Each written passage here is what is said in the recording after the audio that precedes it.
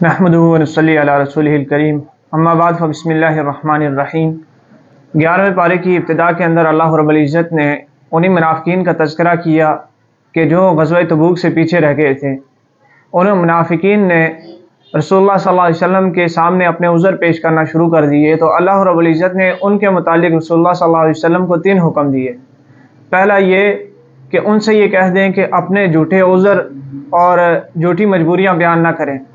اور دوسری بات یہ کہ آپ ان سے اعراض کریں، آپ ان سے کنارہ کشی کریں، اور تیسری بات یہ کہ مشرکین منافقین جو ہیں وہ آپ کے سامنے قسمیں اٹھائیں گے تو آپ نے ان کی قسموں کا اعتبار نہیں کرنا، ان کی قسموں پہ یقین نہیں کرنا۔ اس کے ساتھ اللہ رب العزت نے ان مومنین کا تذکرہ بھی کیا جو غزوہ تبوک سے پیچھے رہ گئے تھے۔ انہوں نے خود کو مسجد نبوی کے ستونوں سے باندھ لیا تھا کہ جب تک رسول اللہ صلی اللہ علیہ وسلم ہمارے متعلق کوئی حکم صادر نہیں فرماتے یا اللہ رب العزت کوئی حکم صادر نہیں فرماتے تب تک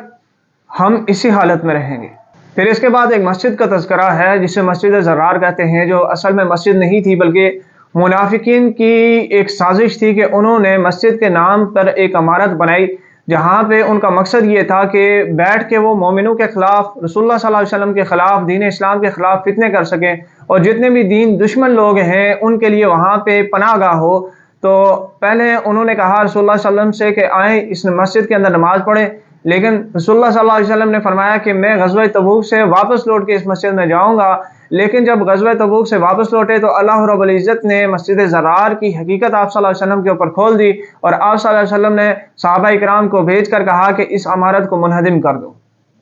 اس کے ساتھ اللہ رب العزت نے مسجد قباء اور اہل قباء کی تعریف فرمائی کہ مسجد قباء وہ مسجد ہے کہ جس کی بنیاد تقویٰ کے اوپر رکھی گئی ہے۔ جب رسول اللہ صلی اللہ علیہ وسلم نے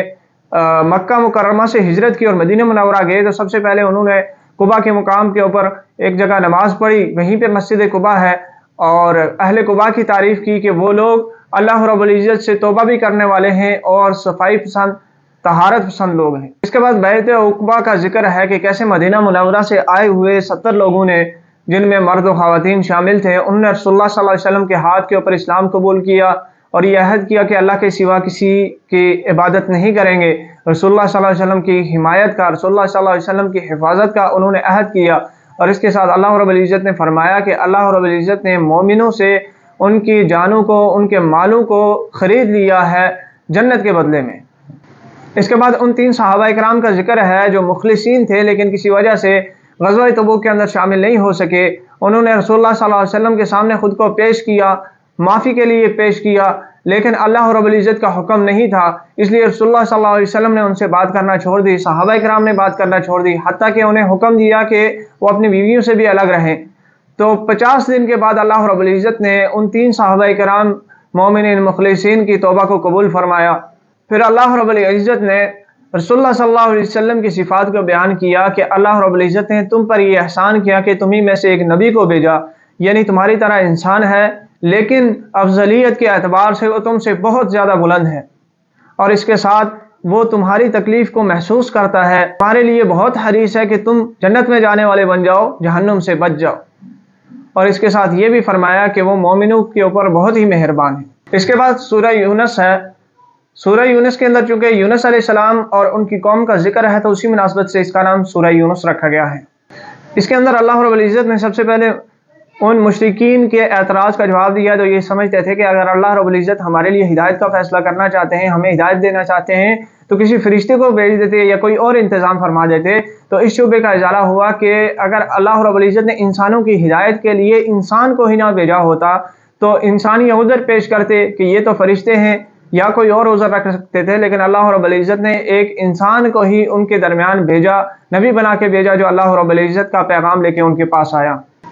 اس کے ساتھ اللہ رب العزت نے اپنی قدرت کے اوپر دلائل دیے کہ کیسے اللہ رب العزت نے آسمانوں اور زمینوں کو پیدا کیا، کیسے اللہ رب العزت کی قدرت سے سارا نظام چل رہا ہے۔ پھر ایک مشرکین کی عادت کو بھی ذکر کیا کہ مشرکین یہ کہتے ہیں کہ جب قرآن کا کوئی حکم ان کے خلاف نازل ہوتا ہے تو رسول اللہ صلی اللہ علیہ وسلم سے کہتے ہیں کہ اس حکم کو نکال دو، اس حکم کو تبدیل کر دو۔ تو رسول اللہ صلی اللہ علیہ وسلم سے فرمایا گیا کہ آپ کہہ دیجئے کہ میرے اندر یہ طاقت نہیں ہے، یہ مجھے یہ اختیار نہیں ہے کہ میں اللہ رب العزت کی کتاب کو، اللہ کی وحی کو تبدیل کر سکوں۔ پھر اللہ رب العزت نے رسول اللہ صلی اللہ علیہ وسلم سے کہا کہ آپ ان سے سوال کیجئے کہ کون ہے جو آسمانوں اور زمینوں کا مالک ہے، کون ہے جو آسمانوں اور زمینوں کے اندر سمیع و بصیر ہے، کون ہے کہ جس کی قدرت آسمانوں اور زمین میں ہے، جو آسمانوں اور زمینوں کا پیدا کرنے والا ہے۔ اور اس کے ساتھ ہی اللہ رب العزت نے یہ بھی فرمایا کہ اگر وہ یہ کہتے ہیں کہ یہ قرآن اللہ کی جانب سے نہیں ہے تو اللہ کے علاوہ جتنی بھی مخلوق ہے تم سارے مل کے زور لگاؤ تو ایک سورت اگر قرآن کی مثل لے کے آؤ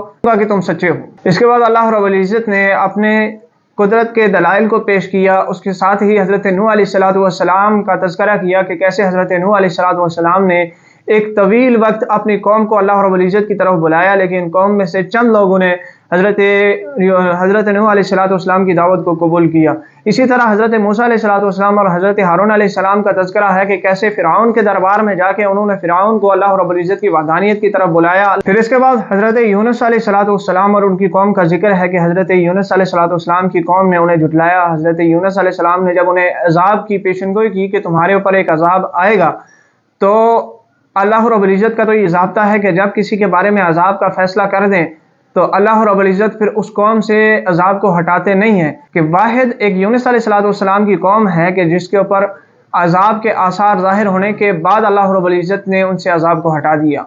اس کی وجہ یہ تھی کہ جو ہی عذاب ابھی شروع نہیں ہوا تھا بلکہ اس کے آثار ظاہر ہوئے تو حضرت یونس علیہ السلام کی قوم نے صدق دل سے اللہ رب العزت سے معافی مانگ لی، استغفار کر لیا، اور اللہ رب العزت نے ان کے توبہ کو قبول کرتے ہوئے ان کو